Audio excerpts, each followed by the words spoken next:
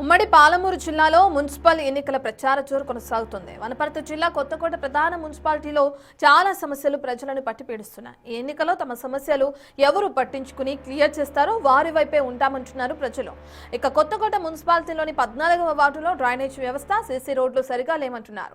తాగునీటి సమస్యలు కూడా ఉన్నాయంటున్నారు. ఇక తమ సమస్యలు పరిష్కరించే వారికే ఎన్నుకుంటామని అంటున్నారు. మరి కొత్తకోట మున్సిపాలిటీ గురించి మరింత సమాచారాన్ని మా ప్రతినిధి శంకర్ అందిస్తారు.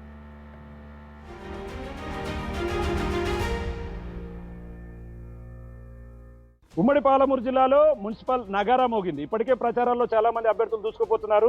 ఆయా మున్సిపాలిటీలో ప్రధాన సమస్యలు ఏంటి, ప్రజలు ఏమనుకుంటున్నారు, పబ్లిక్ పల్స్ ఏ విధంగా ఉంది తెలుసుకునే ప్రయత్నం చేస్తుంది బిగ్ టీవీ. ప్రజెంట్ మనం కొత్తకోట మున్సిపాలిటీలో ఉన్నాము, 14వ వార్డులో ఉన్నాం. అసలు ప్రజలు ఏమనుకుంటున్నారో ఆ వార్డులోకి వెళ్ళి చూసే ప్రయత్నం చేద్దాం. ప్రజెంట్ మనం ఇప్పుడు కొత్తకోట మున్సిపాలిటీకి సంబంధించి 14వ వార్డులో ఉన్నాం. 14వ వార్డుకు సంబంధించి, మున్సిపల్కి సంబంధించి ఈ వార్డులో ఎలాంటి సమస్యలు ఉంటాయి, మనం ప్రధానంగా గమనించేటువంటి అంశాలు మేజర్గా యొక్క మురికి కాలువల నిర్మాణం అనేది కూడా చాలా క్లియర్గా ఉండదు. ఎందుకంటే ఇదంతా చాలా దారుణంగా ఉంది. ఇట్లా ఉంటే మాత్రం ఖచ్చితంగా దోమలు అలాంటివి వచ్చి ఆ దోమలు అవన్నీ కూడా కుట్టడం వల్ల పిల్లలకు జ్వరాలు రావడం కావచ్చు, అదేవిధంగా ఆరోగ్యమైన పరమైనటువంటి సమస్యలు వస్తాయి. మొత్తంగా ఇక్కడ కొంతమంది కూర్చున్నారు, వాళ్ళని కూడా అడుగుదాం అసలు వాళ్ళు ఏమనుకుంటున్నారు, ఈ వార్డులో ప్రధాన సమస్యలు ఏంటంటే వాళ్ళు ఏం చెప్తారు అనేది కూడా మనం ఒకసారి వాళ్ళని అడిగి తెలుసుకునే ప్రయత్నం చేద్దాం. అమ్మా ఏంటమ్మా, ప్రధానంగా మీ వార్డులో ఎలాంటి సమస్యలు ఉన్నాయమ్మా? రోడ్ల సమస్యలు ఉన్నాయి సార్. రోడ్లు ఎక్కియాలి మొత్తం ఎన్నేళ్ళు అయింది, 10 ఏళ్ళు అయితే మేము రోడ్లు లేవు. దోమలు అగా రోడ్డు మోరేమన్నది మోరిలాక లేదు. దోమలు నిన్నగా రాత్రికి అయితే నిద్రపోనియవు. పిల్లలకు జ్వరాలు, రోగాలు ఇవల్ల మమ్మల్ని పట్టించుకునే వాళ్ళే లేరు ఈ గల్లీలో.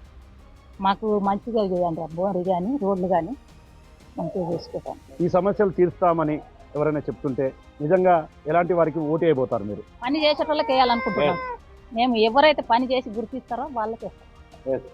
ఎవరికి వేసేది ఏం కాదు. మా ఓటు అని అదే కాదు, పని ఎక్కడ చేస్తున్నారు, ఎవరు మంచిగా చేస్తున్నారో వాళ్ళని గుర్తించి పోతారు. మనం చూసినటువంటి ఈ ప్రాంతంలోనే నిజంగా చాలా దారుణంగా ఉంది. ఇదంతా కూడా క్లియర్ చేసి ఇచ్చే వాళ్ళకు మేము సపోర్ట్ చేస్తామని చెప్తున్నారు. ఏదేమైనప్పటికీ మొత్తంగా వీళ్ళు కోరుకునేది మాత్రం ఒకటే, అదేంటంటే ఎవరైతే మాకు ప్రచారంలో జరుగుతున్నారు చాలామంది, బట్ మా కోసం ఎవరైతే పని చేస్తారో, మా కోసం ఎవరైతే మేము చెప్పినటువంటి పనులను చేసి పెడతారో వారికి మాత్రమే మేము ఓటేస్తాం. మా అభివృద్ధికి సహకరించే వారిని మాత్రమే మేము వెనకేసుకొస్తాం. మున్సిపల్లో ఖచ్చితంగా వాళ్ళని గెలిపించుకుంటామని చెప్తున్నటువంటి సిచ్యువేషన్ ఇక్కడ కనబడుతుంది. ఇక్కడ నుంచి మరెవరైనా మాట్లాడతారేమో అక్కడికి వెళ్ళి తెలుసుకునే ప్రయత్నం చేద్దాం. అమ్మ ఏంటమ్మా, మీ వార్డుకు సంబంధించి అంటే ఈ 14వ వార్డు ఉంది కదా, ఇక్కడ మీకు ఏం సమస్యలు ఉన్నాయి ప్రధానంగా?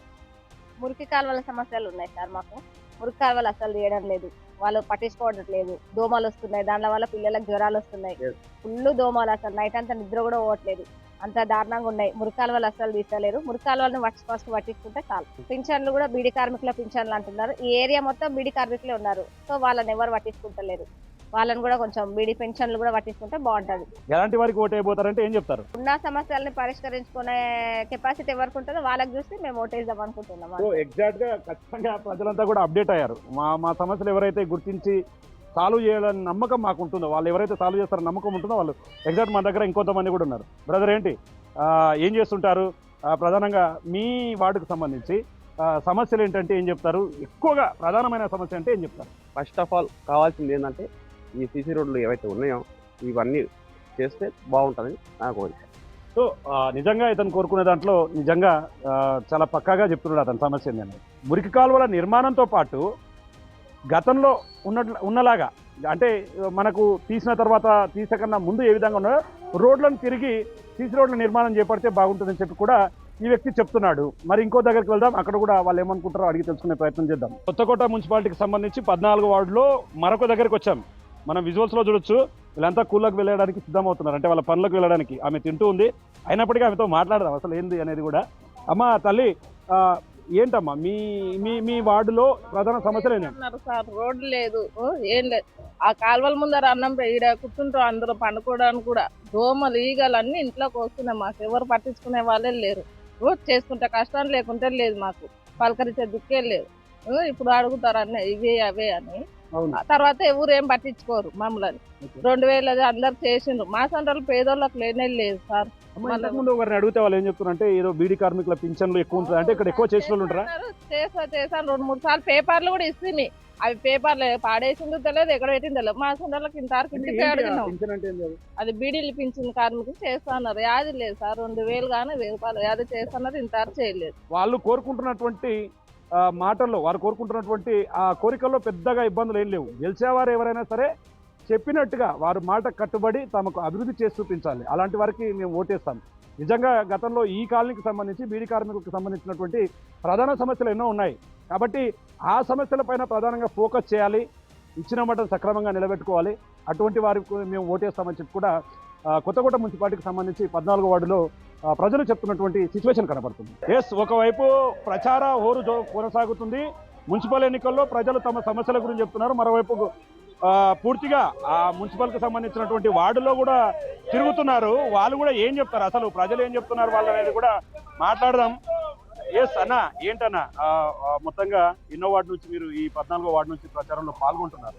మీరు తిరుగుతున్నప్పుడు ప్రజలు ఈ ప్రధానమైనటువంటి సమస్యల గురించి ఏం చెప్తున్నారు మీతో? ఈ యొక్క వాడల సంత అంటే వారాంతం సంత, బేస్తార్ నాడు సంత మన కొత్తకోటలో జరుగుతుంది. చాలా మంది మహిళలు ఇక్కడ ఫెసిలిటీస్ లేవని మందపురానికి వెళ్ళి సంతకు తీసుకొని వస్తున్నారు. అంటే దాదాపు 20-25 రూపాయలు ఆటో ఛార్జ్ పెట్టుకొని వాళ్ళు మందపురం సంతకు పోయి కూరగాయలు తెచ్చుకుంటున్నారు. ఆ పరిస్థితి నివారణ కొరకే మన ఎమ్మెల్యే గారు 5 కోట్ల రూపాయలు కేటాయించి ఆ శనగచెరువు కట్ట మీద సంతా బజార్ ఏర్పాటు చేస్తున్నాడు. అక్కడ ఫెసిలిటీస్ ఏర్పాటు చేయడం అదొక కొత్తకోటకు దిక్సూచిగా మారబోతుంది.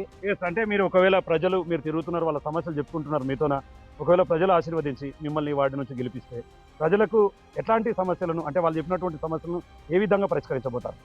ప్రజలకు కొత్తకోట మున్సిపాలిటీ పరిధిలో ఉండే సమస్యలు, నీటి సమస్య కానీ, కరెంటు సమస్య కానీ, వాటిని పరిష్కారంలో మేము ముందంచ ఉంటాం. మేము మా ఎమ్మెల్యే గారితో కూడా కొన్ని సంప్రదింపులు చేస్తున్నాం. రాబోయే దినాల్లో ఒక బృహత్తర ప్రణాళిక ఏర్పాటు చేసి ఈ వార్డు అభివృద్ధిలో ఒక దిక్సూచి మా జిఎంఆర్ గారి సహకారంతో ఏర్పాటు చేస్తాం. అదేవిధంగా ప్రజలకు ఇంకా అవసరాలు ఏమైనా ఉన్నా, రేషన్ కార్డ్స్ కానీ, ఆ తర్వాత వ్యక్తిగత అవసరాలు ఉన్న కార్యక్రమాలు చేయడానికి కూడా మేము సిద్ధంగా ఉన్నాం. అంటే 10వ తరగతి చదివిన తర్వాత ఎవరైతే విద్య లేక, హాస్టల్ లేక చదవలేకపోతున్నారో వాళ్ళందరూ కూడా హాస్టల్ ఏర్పాటు కాకపోతుంది. అంటే ఇంటర్మీడియట్ కానీ, ఐటీఐ కానీ, ఇంకా డిగ్రీ కానీ, పీజీ చదివేటలో కూడా ఇక్కడ కాలేజీ హాస్టల్ ఏర్పాటు జరగబోతుంది. దానివల్ల ఈ దళితుల యువకులకు ఎంతో ఉపయోగకరంగా మారబోతుంది. కాబట్టి ఎమ్మెల్యే గారికి మేము ప్రత్యేకంగా ధన్యవాదాలు తెలియబోతున్నాం. సో మొత్తంగా 14వ వార్డులో మనం తిరిగాం, మొత్తం ప్రజలతో కూడా మాట్లాడాం. వాళ్ళు మొత్తంగా తమ సమస్యలను చెప్పుకుంటూ వచ్చారు. ప్రధాన సమస్యలుగా ఇక్కడ మురికి కాలువల నిర్మాణం, రోడ్లు, తాగునీటి సమస్యల గురించి ప్రజలు చెప్తున్నారు. మరి గెలవబోయేవారు ఇచ్చిన హామీలను ఏ విధంగా నెరవేర్చుకుంటారు, నిజంగా ప్రజలకు సంబంధించిన సమస్యలను పట్టించుకొని ముందుకు వెళ్ళి రాబోయే రోజులు ఈ సమస్యను క్లియర్ చేస్తారా లేదా అనేది మాత్రం వేచి చూడాల్సినటువంటి అవసరం అయితే ఉంది.